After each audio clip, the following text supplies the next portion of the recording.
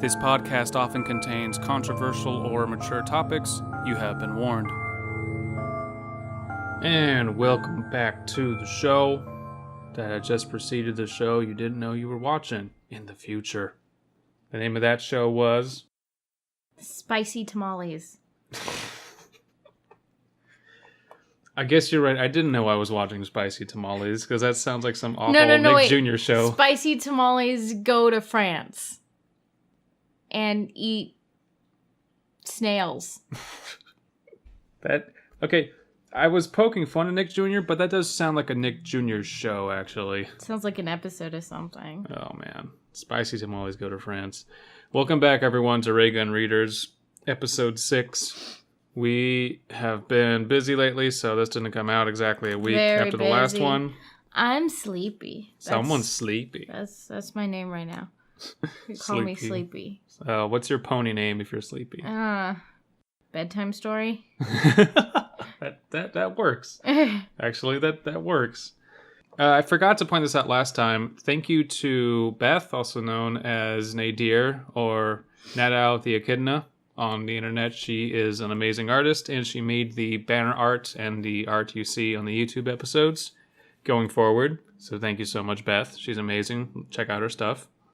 This is an episode devoted to a 5-part series on the short sci-fi stories Reddit. And which friend of yours can we not make fun of that this story is Caesar from? Salad and I are not friends. We are podcast acquaintances for the purpose of science fiction.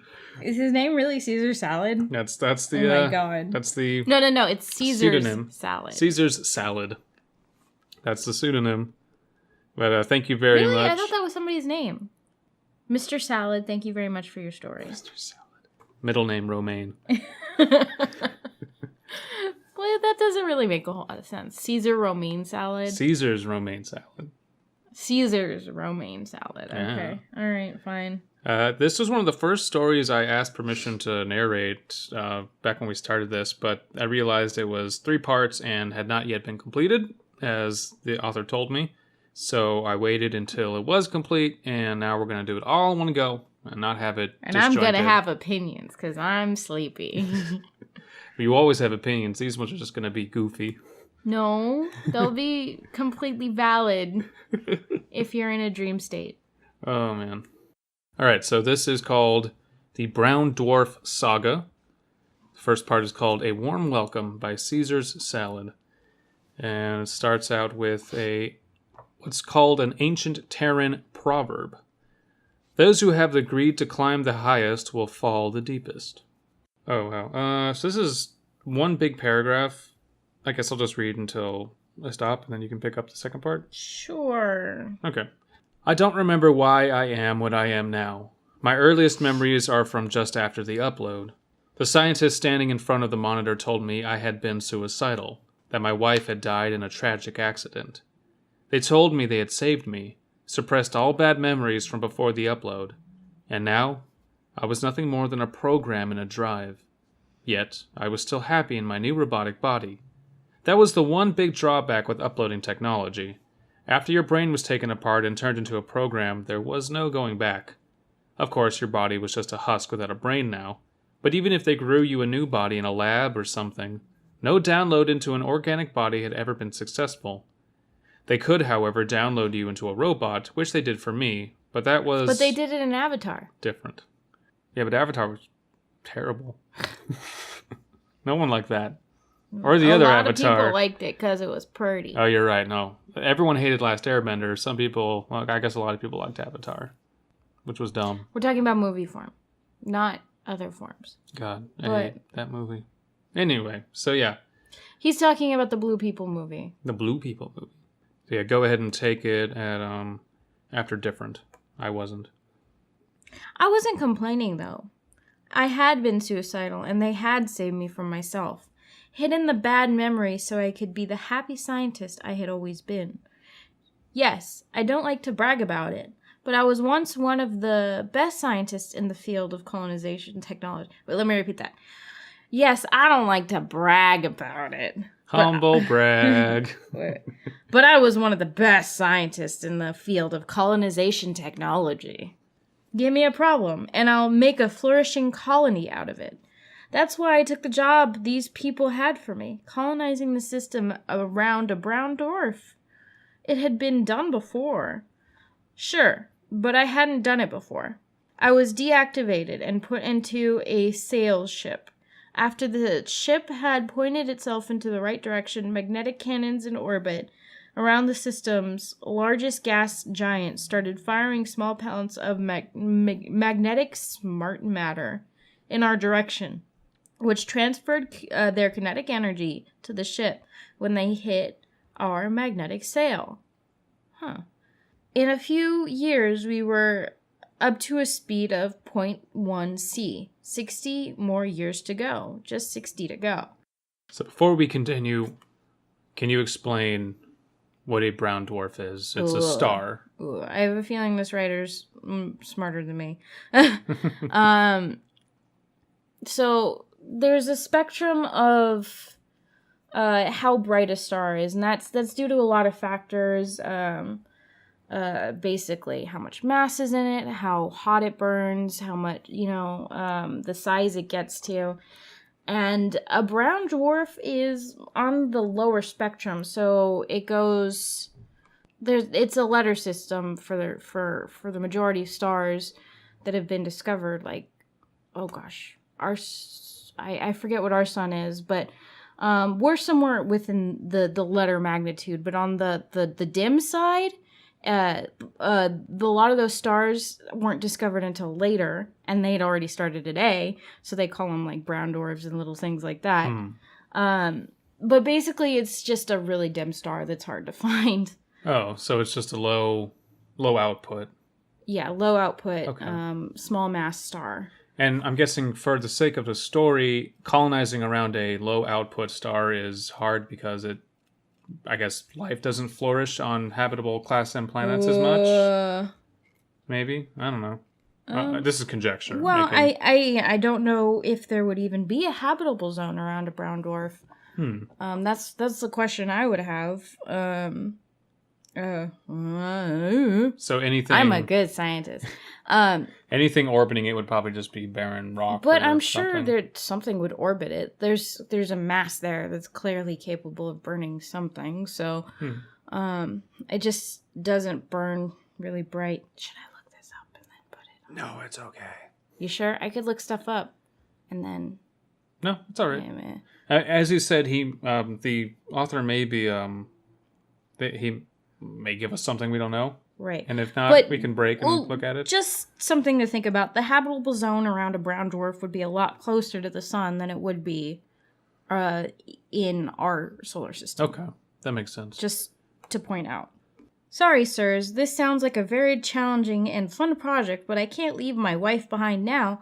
We're having our first child. The man behind the desk looked at the young scientist. He didn't seem to be budging, but he really needed him, or else he could never get any profit from this damned brown dwarf. Just call your price. Money is of no concern. No, sir, I am not going. This conversation is over.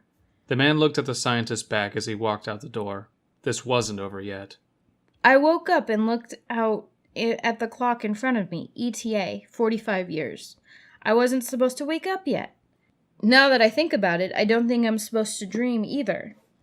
What was that dream? I had no memory of that man, but it was certainly me he was talking to. Wait, how do I know what I used to look like? Before I realized it, I was deactivated again. Ooh, interesting. So he's having, flashbacks before he was uploaded. Okay. But what is he being deactivated automatically? We don't know. But it would appear so, if they noticed activity where there shouldn't be. Is he alone on his ship going out? We don't know. He's just on a ship.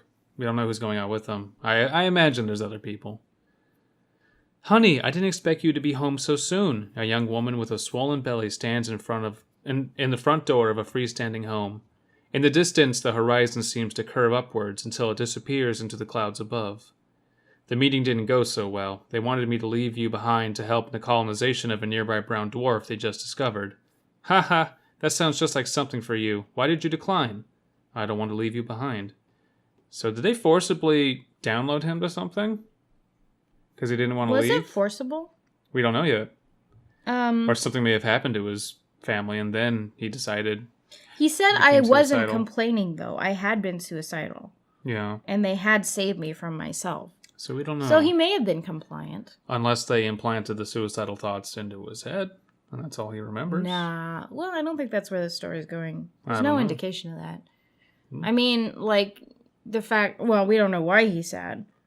Oh, exactly. Well... Oh, okay. I get it. So these are flashbacks before bad things happened. Yeah. And then he probably lost his wife or something. Yeah. All right. Foreshadowing. Continue on. Gina! I felt my eyes burned. My wife's name was Gina. I remembered her. I remembered her smell, her soft skin, her everything. If I could cry, I'm sure I would have. Right there and then. Her sweet ass. Sorry. I felt the deactivation start. I struggled but couldn't stay awake. The last thing I saw was the few red letters, ETA, 28 years. So he's doing long bouts of sleep in between these random memories. Which one would assume that's why he lost his wife. Oh, dude, maybe they, killed them. Maybe. I don't know. See, Too early. I always go to the nefarious, but I could be wrong. All right. There was red on my hands. Gina's vacant eyes stared at me from the other side of the room. I cried. I called out for her. I reached for her face. I felt her soft brown hairs between my fingers until I was violently pulled away, out of the house, into a van. I screamed. A man was sitting at the other side of the van. I recognized him. You! This is all your doing! The man laughed. I would have broken his jaw if I hadn't been restrained. Yes, and now that you don't have your wife to worry about, what do you have to say about our proposal? I sank to the floor. Blood, sweat, and tears dripping onto the floor of the van. I knew what they were going to do to me. There was no escape. Who was right? Foul play. Called it. Ooh. Called it. What do you want? Oh, damn cookie. No. Okay. I awoke screaming this time. I remembered everything. I remembered my entire life and how they'd ruined it. I was raging. I was on the verge of destroying the entire ship until I noticed the big brown red ball in front of the ship. I laughed. Colonists were coming. Expecting a utopia in a cold tundra. Ideas flashed through my mind. High-velocity projectiles, fusion charges, dirty bombs, antimatter, gray goo. I would destroy everything they sent towards me, just like they had destroyed my life. All right. This is very tense. Interesting. And also, so they're going to a frozen tundra planet near the brown dwarf. And how he wants to destroy everything. Well, I guess that answers our question of, can you have a habitable planet in the brown dwarf system? Maybe it would just be really cold. From what he's describing, it's a very, very dull red glow coming from this planet. And it's not really the light you need so much as, you need the heat. Yeah. And a frozen cold tundra, that's what I would imagine it would be. So, that being said, because of how low it's burning, I imagine a brown dwarf would burn for a very long time. Interesting. I want to look up what Earth is, though. This is important to me. I remember reading it, actually. It's like It's a juvenile star? Like a juvenile small star or something? I don't remember now. No, why am I looking up the Earth? I am smart. I know you meant sun, even though you said Earth. Oh. I auto-corrected that. The sun is a G2V type star, a yellow dwarf. Yellow dwarf. We're a yellow dwarf, so we're already small. We're magnitude G, though. I'm probably mixing it up. It's a class G. Magnitude is going to be something else entirely. In order of decreasing temperature, O, B, A, F, G, K, and M. So we're a yellow dwarf, which I guess burns hotter than a brown dwarf. Just because Much hotter. Yeah, okay. But ours is a small star. Comparatively speaking to other gas giants. To a lot of stars, yeah. I mean, we're on a spectrum. Okay. On to part 2. A cold goodbye. Part 2, called A Cold Goodbye. And we have another quote at the beginning of it. Both innocence and innocents die in war. Unknown soldier, 2344 AD. Would we be using AD at this point? I think we'd be. Probably. We'd be on CE. Well, I guess I don't know. CE? Common Era? And BCE before Common Era? That's how a lot of textbooks are But starting I to thought classify. it went BC and then AD. Yeah, but now we're doing new ones because BC and AD are religious and kind of, That's cute. You think we're going to stop being religious? we stopped calling Pluto a planet. But you really think we're going to stop being religious? The textbooks already have started doing that, Oh, dude. no. We're not having this discussion. We were the first colony ship, and I hope we were the last. Because fuck anybody coming after me. We were all slowly taken into a giant colony ship, a long cylinder with many rotating parts and a large bulge at the front, headed for the nearby brown dwarf, where a beautiful colony would be waiting for us. Or so they said. My daughter walked up to me and whispered something. I bent over so I could hear her. Sorry, honey, what did you say? I'm scared, Daddy. Oh, Gina, you don't have to be scared. We're just going to sleep for a few nights, and then we'll be in our new home. Wait, she's also named Gina? I don't know. Let's keep reading. Are there birds there, Daddy? She had been fascinated with birds since we had given her a book about them last Christmas. But she had never actually seen one. There were none on our space station. Of course. And there will be trees and flowers and cats and dogs. She became visibly happier and started to run forward, where my wife was walking with our youngest son, just half a year old. I could see her talking enthusiastically to my wife, and they both looked back to me with a smile. I felt warm inside and started to pace a bit faster to catch up with them. When we were in the ship, we were taken to the cryopods. When we were in the ship, we were taken to the cryopods, large translucent tubes that could safely freeze humans of any age to prevent aging and death in the time it took to reach other stars and planets. I looked to my sides. My daughter and son were in the pods next to me. My wife was in the pod at the other walkway. I smiled at all of them to let them know we would be safe. I woke up after what seemed like seconds, but I know that a little less than 60 years had passed.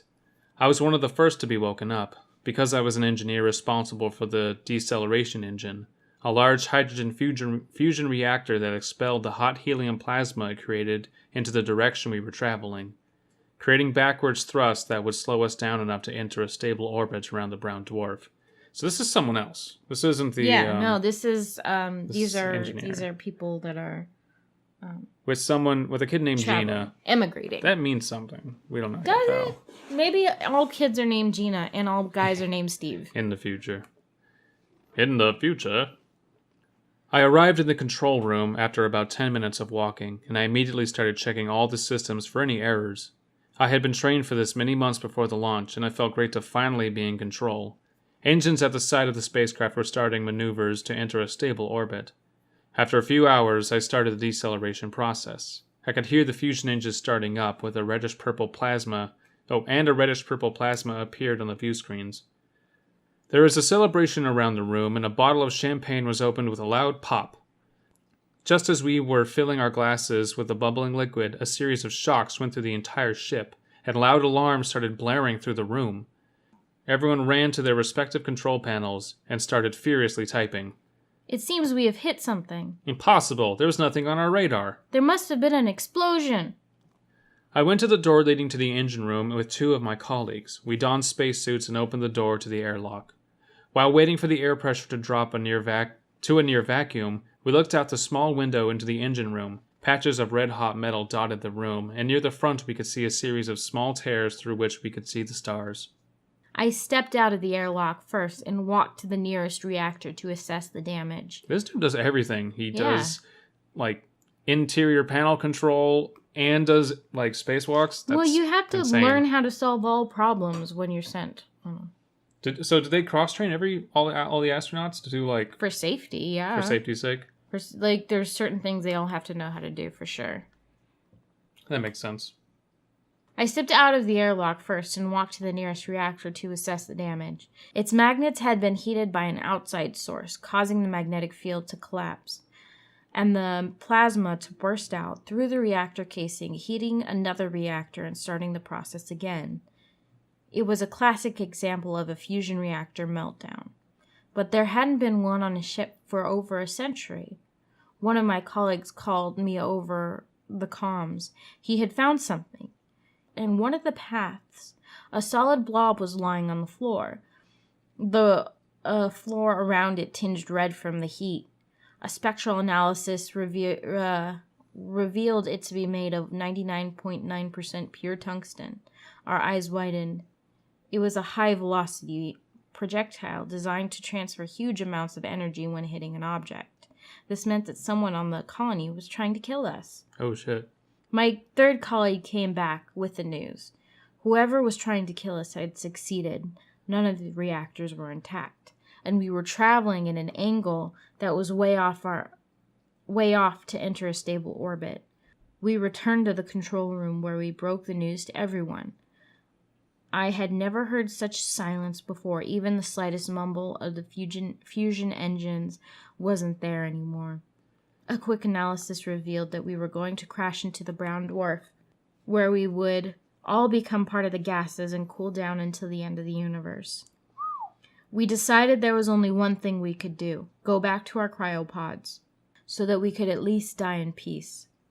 I walked back, feeling nothing but emptiness. I wasn't afraid. I wasn't sad. I wasn't angry.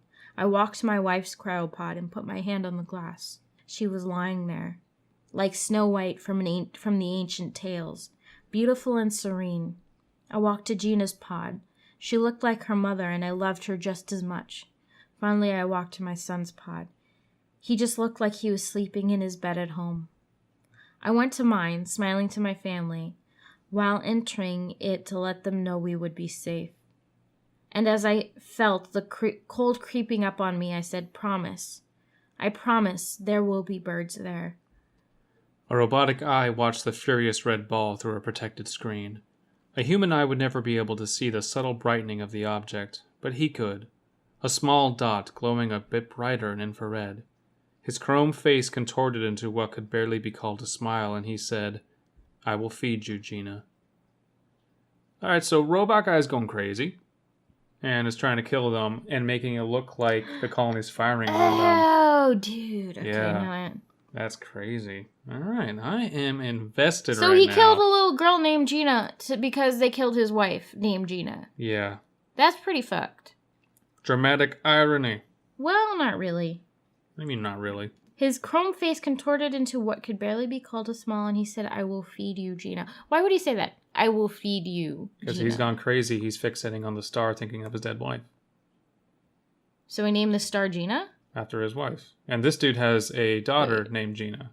But It's a coincidence, but I'm willing to bet that he's going to find out, oh, there's a kid on here named Gina, and it's stupid to kill a bunch of people because or my he wife's might try dead. and save the kid and be like, "I will nurse you back to health, Gina. Maybe. I will feed you to my But he wasn't robotics, looking at the kid. He was looking at the star. Gina." Yeah, but, I mean, he's a robot now. That means he knows things. Knows what? He doesn't mean he's tapped into the mainframe. That he can cause a nuclear... He probably went like an R2-D2 into the ship and went, "Let's fire a projectile right at their nuclear reactor." Kill all the humans. All right. Part 3. This one is called Sunset in Paradise. This is the quote. "I don't want it to be a sunny day when I die. It should be rainy, like everyone else." Gerald Narther, poet, 2348. It should be rainy like everyone else, or every... Well, let me read it. Oh. Like every other day is? I don't know. Yeah, that was a misquote, I think. Well, it's a made-up quote. Because it happened in 2348. Or maybe it should be rainy like a person? Maybe? I don't know. Maybe idioms are different in the future. People are like the seasons. I want it to be winter like everyone else. All right. We were the second colony ship, and there was still... Wait. The second colony ship. Yeah, no, there was only one. And the guy was a preceding colony organizer. So the ship we were just talking about, or it's reading the first from. one. Okay. And this is the second one. All right. We were the second colony ship, and there was still one coming. I woke up with a gasp. This was my first time in cryosleep, and it was definitely something I had to get used to. I felt like I had too much mint gum, and my lungs felt near frozen. This is what happened when you use the cold activator on the beers, right? You'll freeze your insides. That's actually how they coax you to sleep in a cryosleep. They give you a shit ton of Coors Light. They crack your ankles and let the coolness seep into your body. I knew it was just a few cells warming up. I had been told all about it in class, but it was still a strange feeling. Men in uniforms were guiding us to the main areas, where we would start to get more information about our current position and the station or planet we would be inhabiting. People were being forced like cattle into the rooms, and I was pushed into room Zeta 1. It was marked with a large Z-like symbol above the door. As we stood there, a gigantic screen that took up an entire wall of the room lit up. It showed the face of what I presumed to be the captain, and I knew the same face would be portrayed in the other rooms. How does he get on a ship and not even know who the captain is? Like, even when you get on an airplane, you get to know who the dude's voice is. Yeah, but you don't see their face. Yeah, but you, hear their name. Yeah, bad example. This is also an enormous ship, and I don't know. Well, yeah, exactly. The more enormous the ship is, the more famous the captain should be. I guess on the cruise ship we were told the name of the captain. Not that I remembered at all. So, whatever. There isn't a picture of him up in every room? No. No? Where you can only take photos if you take full photos of the captain. Listen to the captain! Enjoy the buffet or the captain will throw you into the brig. We'll send you to the lower decks to paddle, even though they have engines. Paddle on a cruise boat. As he started to speak, the room went quiet. Did everyone sleep well? The captain let out a short laugh, and some of the people in the room groaned. Now on to the serious business. We have arrived in orbit around the brown dwarf that was our destination. A short applause filled the room, and I couldn't hear a rumble from the rooms next to this one. Shouldn't he be able to go we made it, and everyone's like, oh, thank God. Does he have to really? Because this isn't a fucking movie. But. We made it! We made it! Whatever. Alright, your turn. Yes, thank you. I got you here all by myself. Okay. Yes, thank you. But it was mostly the ship AI. Speaking of AIs, we have contacted the main AI, and he's directed us to an O'Neill cylinder with 2 L's. O'Neill with 2 L's. Just say, okay. In orbit around the brown dwarf. In orbit of the brown dwarf. For those who didn't pay attention in science class, an O'Neill... Sick burn. For them, and also for us, by the way. An O'Neill cylinder is, if it wasn't obvious, a cylinder. Gee, it rotates around its axis to create artificial gravity. Of course, this is a simplified explanation, but that's the basics of it. I sighed inwardly. I had hoped to be allowed to live on a planet or large moon or something. I'd grown up in an O'Neill cylinder and honestly was kind of bored by it. The captain continued rambling, but I had lost interest. Almost falling asleep, I jerked awake when I heard the captain speak in a louder voice. Oh, I'm the captain. This is your captain speaking. I'll repeat myself for those who weren't listening too well. Go to the cargo areas and register with your name and social number to get any belongings you took with you on this journey. The captain smiled. Wait, cryo stations don't come with little cubby holes? I don't know. You get to put your stuff at the base? Ships are all about conserving space. Right, so all of your shit should be with you. Like in the overhead compartment. I imagine on your cryo chamber. I can only really speak from looking at cryo chambers and other fictional media, but I imagine it's just cryo chambers and then the machinery that goes with it. Regular stuff is in a different room, somewhere else. The captain smiled, and then the screen faded to black. People quickly started turning around and charging for the entrance, now an exit. Luckily, I was relatively close to it and got out without injury. After a long wait in line, it was almost my turn. Name and social number, please. The woman in front of me spoke. Gina Posterous, 1256 AC. After giving the woman behind the counter my name and number, I walked with the 2 great bags in my hands in the direction of a sign saying airlocks. Okay, so this is the same ship. Gina comes up again.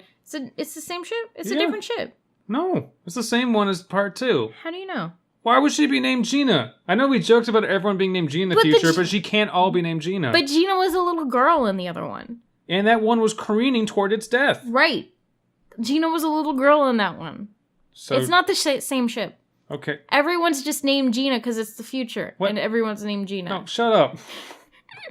That is the same ship. It's a little girl named Gina. So they didn't. Not. It's a full-grown person. She has like thoughts, or at least she. What are you talking about? This is not a little kid. Don't you think this was a little girl that was going? Are there going to be birds there, Daddy? It's not. It's not the same Gina. How do we know? Because I said so. No, the engineer woke up when they had to start decelerating. That doesn't mean they were right there. That just means they have... How come this girl, if she's the same little girl, isn't going, where's my dad? Because they were all told, hey, you're going to wake up probably at different times in different sections and going to be put into different areas and you'll meet up eventually because you all have social numbers. Not everyone can be... Whatever, fine. We'll see. We'll see. All the guys are named Steve, by the way. I walked with the 2 great bags in my hands in the direction of a sign saying airlocks. I walked out of the spaceport and I walked out of the spaceport and was immediately stupefied. To the left and right of me, a giant continent sprawled across the inside of the cylinder. It's a ring world like in Halo. Only partially broken with rivers and lakes. In the far distance, I could see an ocean beginning at either side, after which there was nothing visible anymore.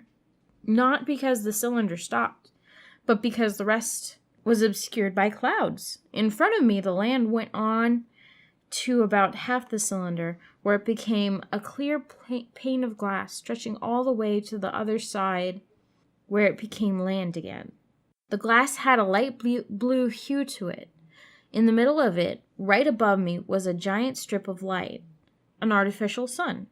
As I scanned the sky above me, I noticed a slightly reddish spot on the blue of the glass, which was probably the brown dwarf we were orbiting. I thought to myself with a smile, maybe I'm not bored of O'Neill cylinders after all.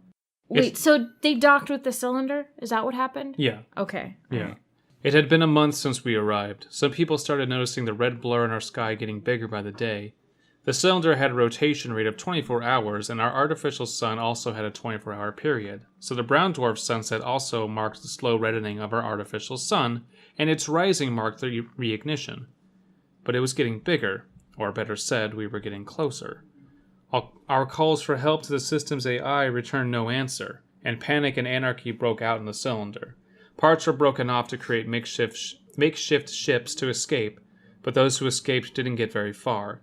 The once beautiful view from my home was now filled with burning fields and buildings and the occasional explosion.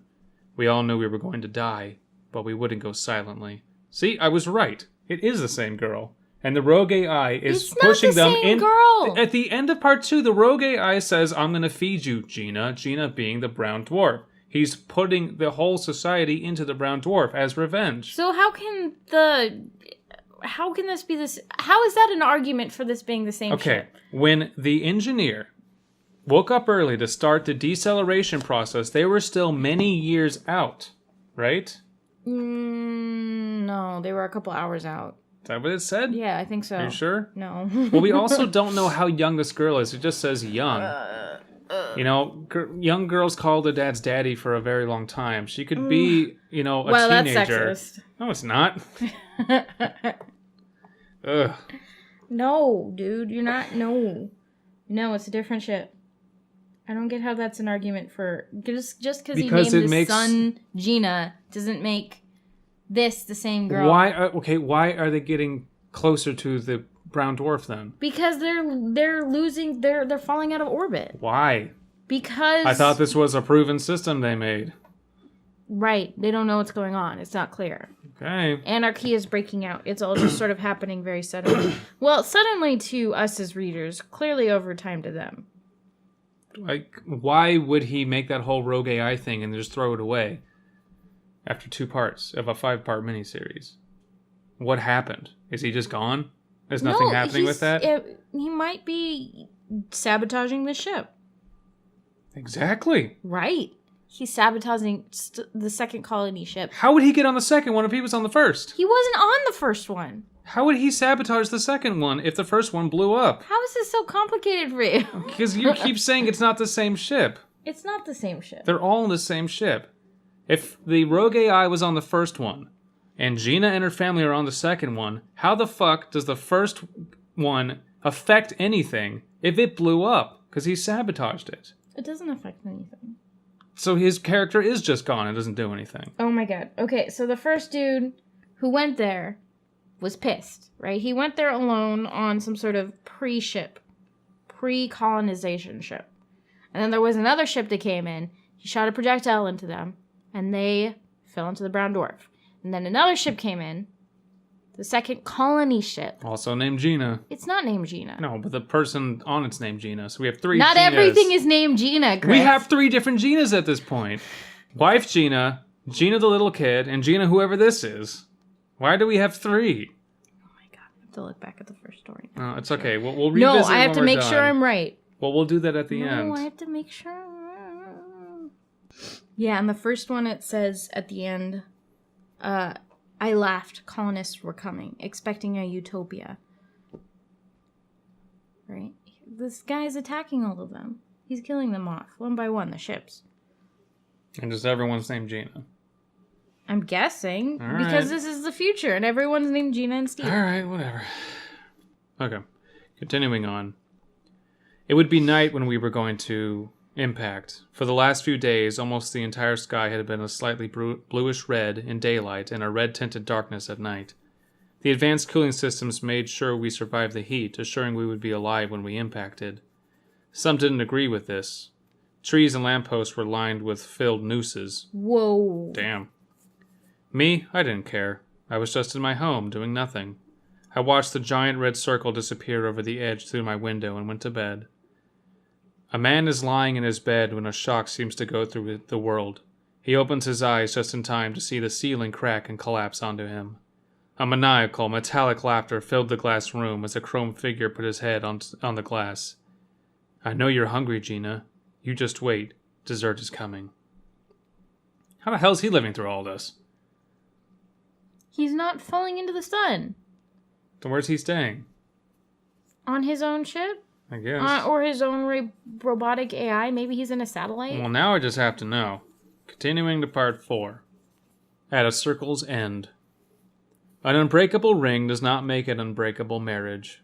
Gordon in Nala, poet, 2248-2443. Well, that's just true. You know, symbols don't mean everything. He says using symbols. We were the last colony ship, so no help is coming. I had my suspicions from the beginning. Where were the other colonists? Why weren't they replying to any radio signals sent?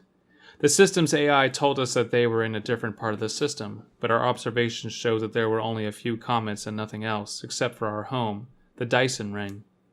Even though I didn't trust anything here, I still loved the ring.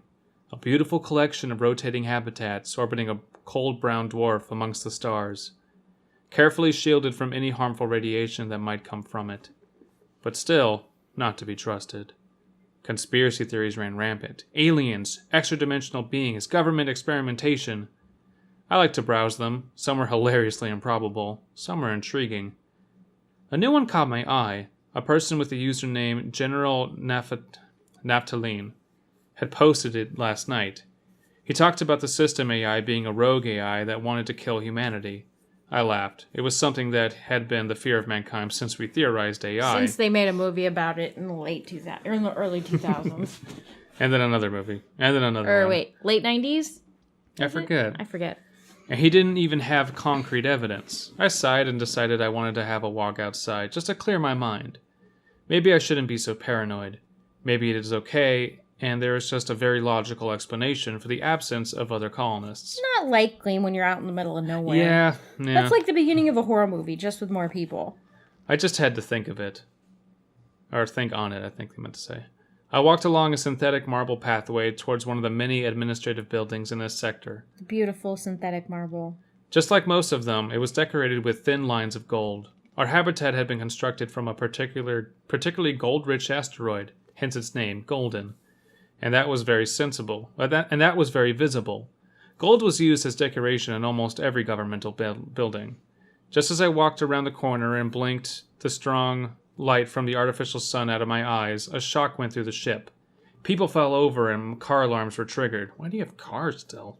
I stood up. People just can't get rid of their Mustangs? sexmobiles. Sexmobiles. I stood up. The ticky feeling in my stomach confirmed it. Tickly feeling in my stomach confirmed it. We were accelerating. I knew there was something wrong. Our station was named Endline, as it was the last to be built. We remained the most calm when we saw our neighbor, Golden, the first station to be constructed, accelerate towards the brown dwarf. So this is another station, I think. Yeah. Although it was obviously not an accident, the system AI didn't respond to our calls anymore. And we noticed all stations had hidden acceleration engines too. Why did we remain calm? Well, people assumed that because we were the last to be built, we would also be the last to go. There was plenty of time to think of an escape strategy. This is why our shock was the greatest when we felt our acceleration start just when Golden hit the brown dwarf's atmosphere.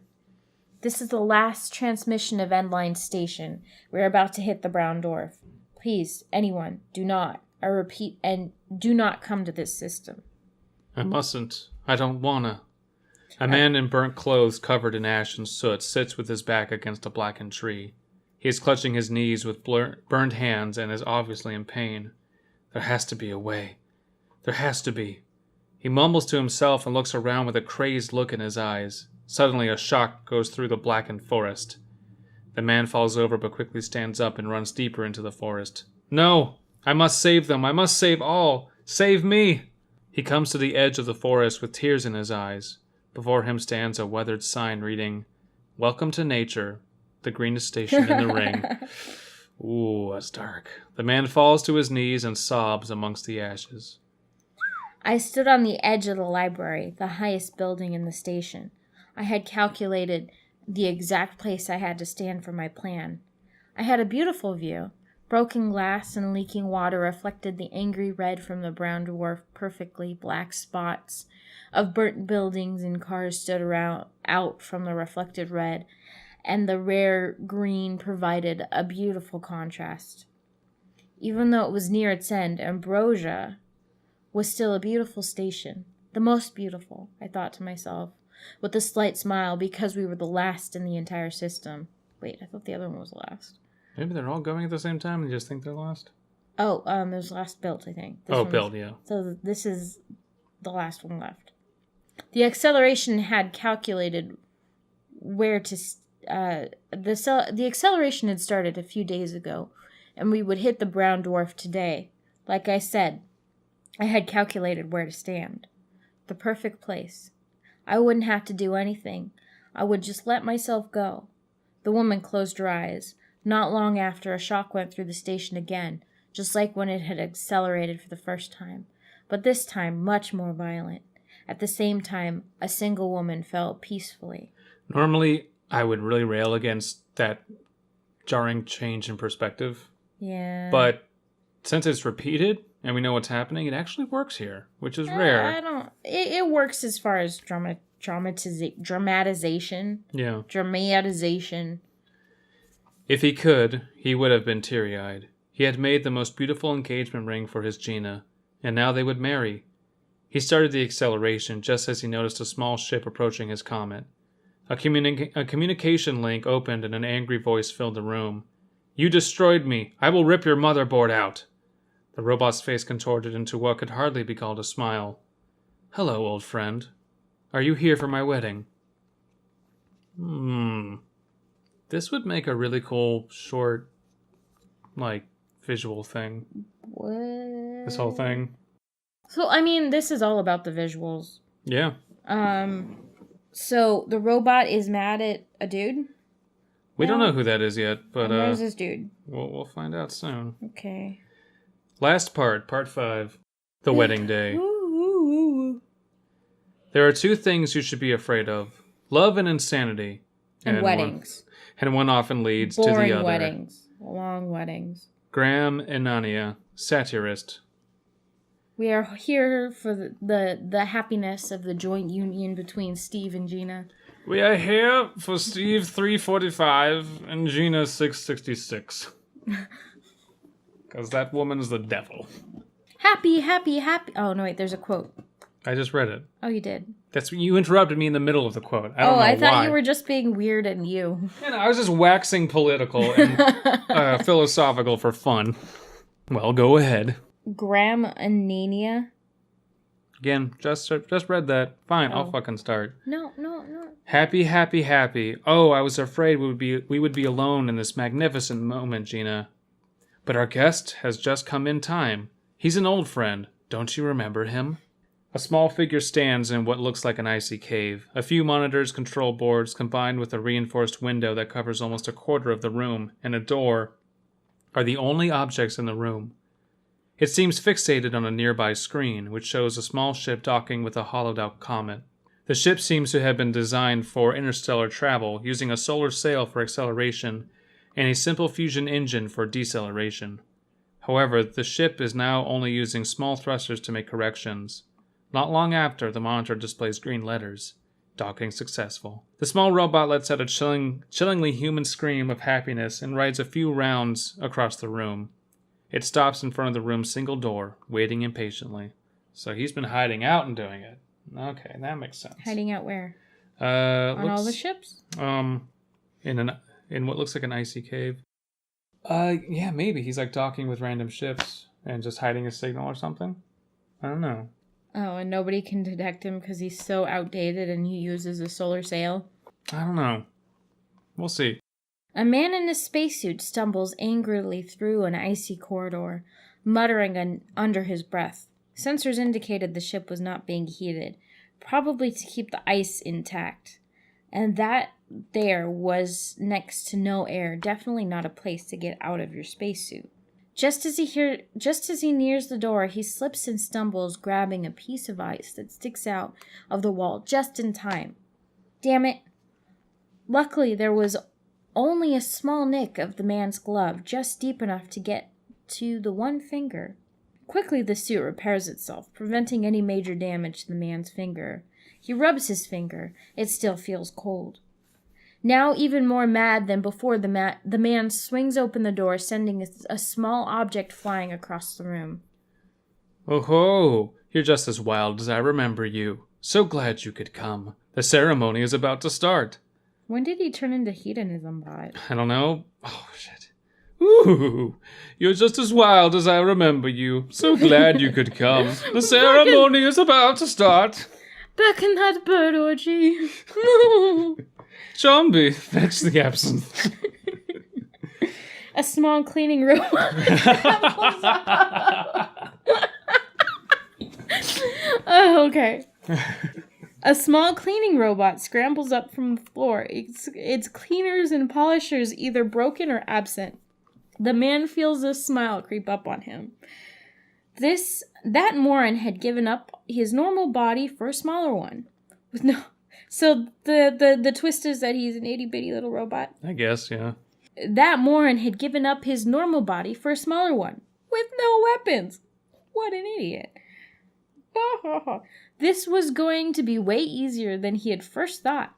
As though the robot knows what he's thinking, it starts to talk. Sorry, I don't look so good anymore. I had to give up my mainframe to build these things with zombie. Oh, we're going to continue with this. He's going to talk about some dark shit. I don't care.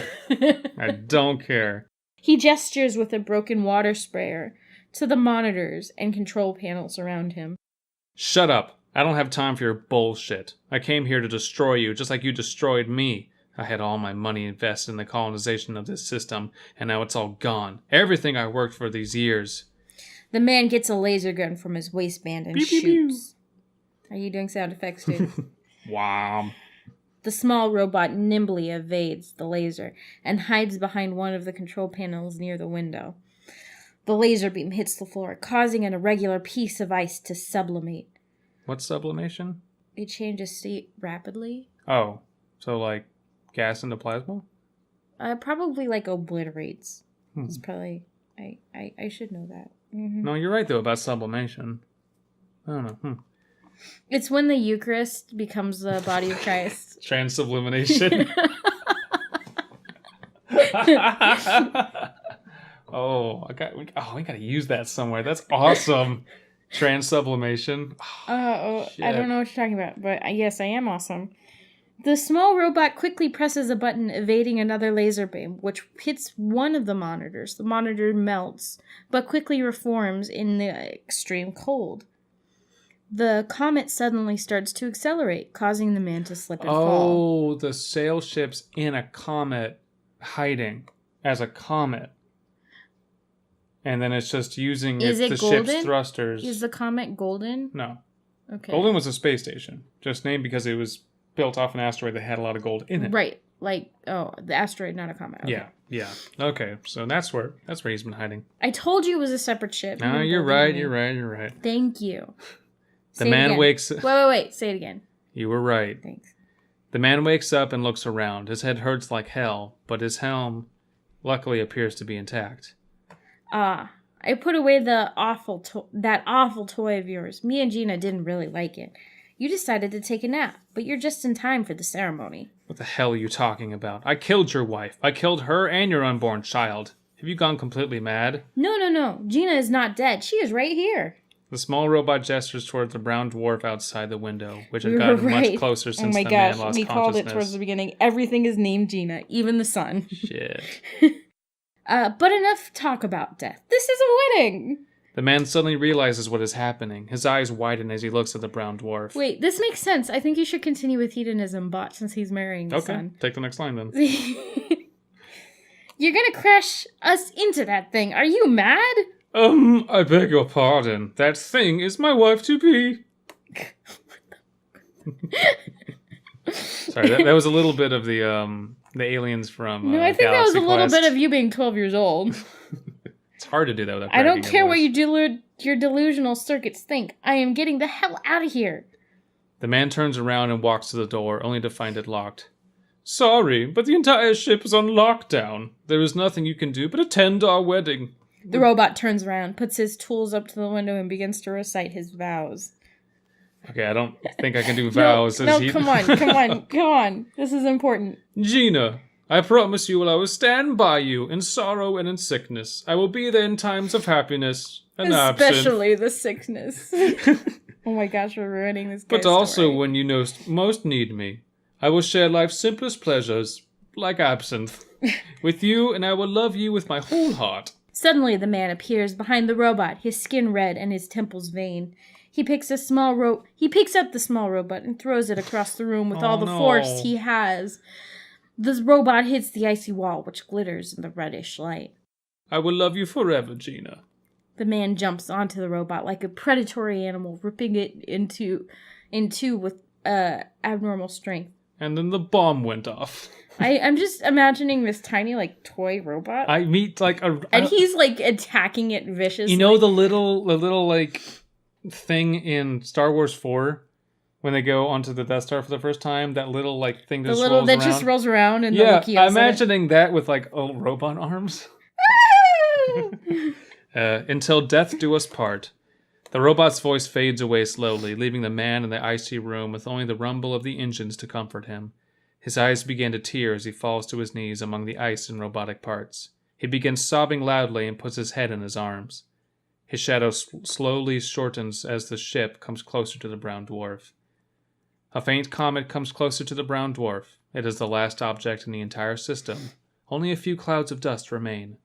The comet hits the brown dwarf's atmosphere. A small flare erupts and dissipates, leaving only a slightly bright tear on Gina's face.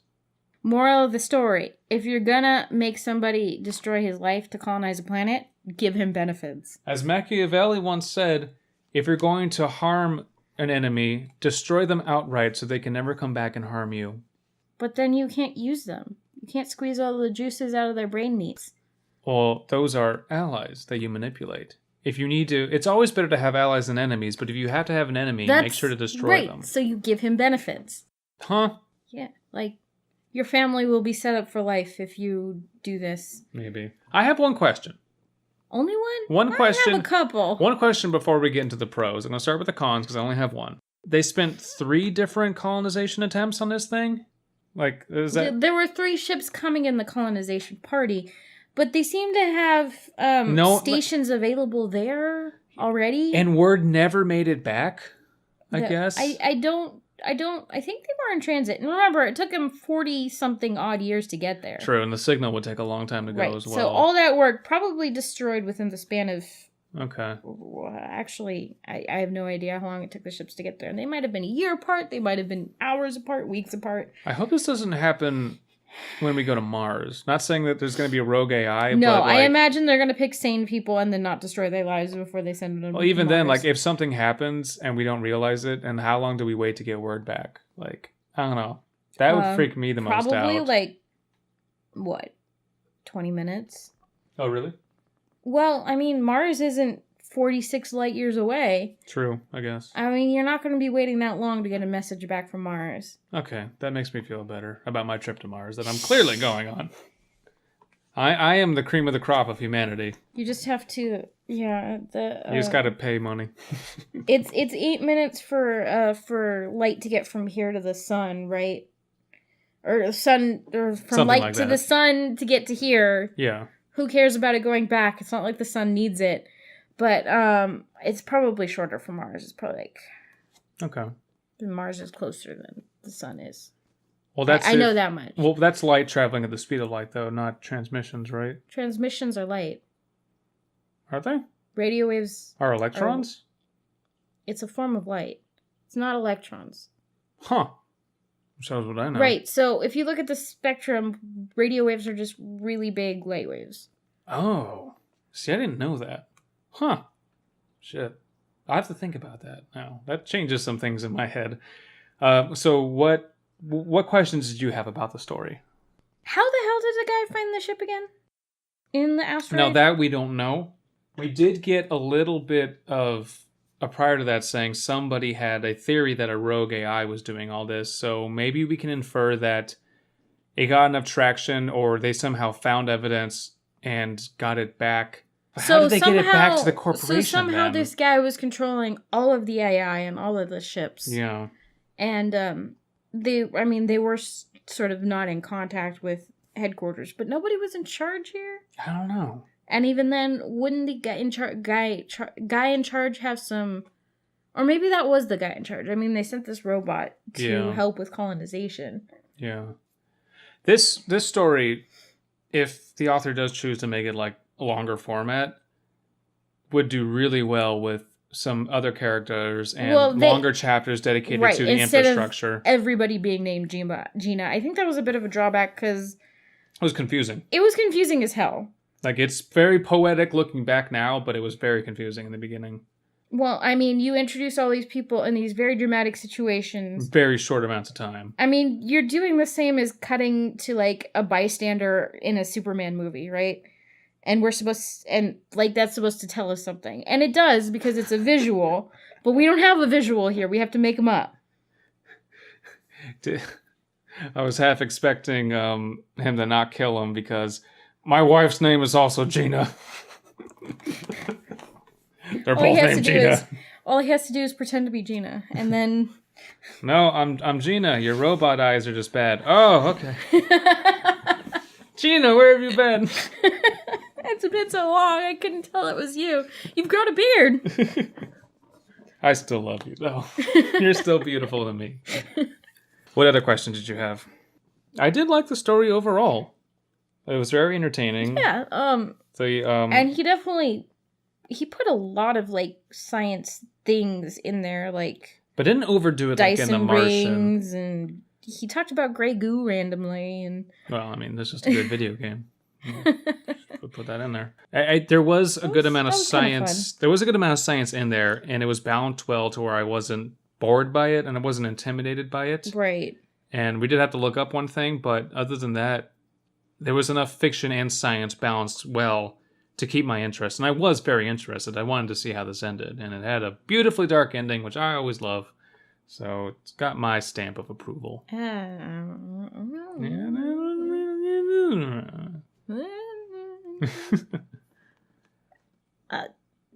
was all dramatic and short. So well, these are short stories. So it's all like, I imagine if this were, I don't know how to put it.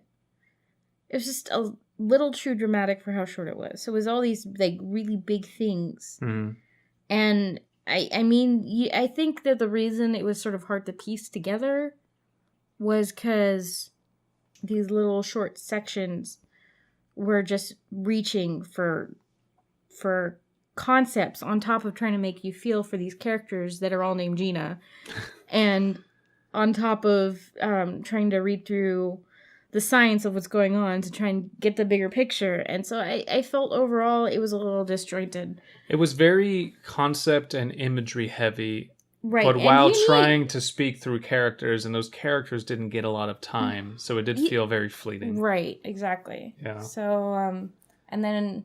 Which is hard to do. I mean, on the subreddit, you are limited to, I think, 1,000 words. That's as long as you can make it, or something like that. You can't have it too long, because that's the point of the Reddit, which is fine. Oh, okay. And I didn't know that. Yeah, and so the author did a serial, multiple parts, but even then, it's hard to do what I think the author was trying to do and keep it here. So I would urge the author to maybe consider putting this into a long story format where you have less restrictions on building characters, doing world building, and putting in interim scenes where we get a feel for who's talking.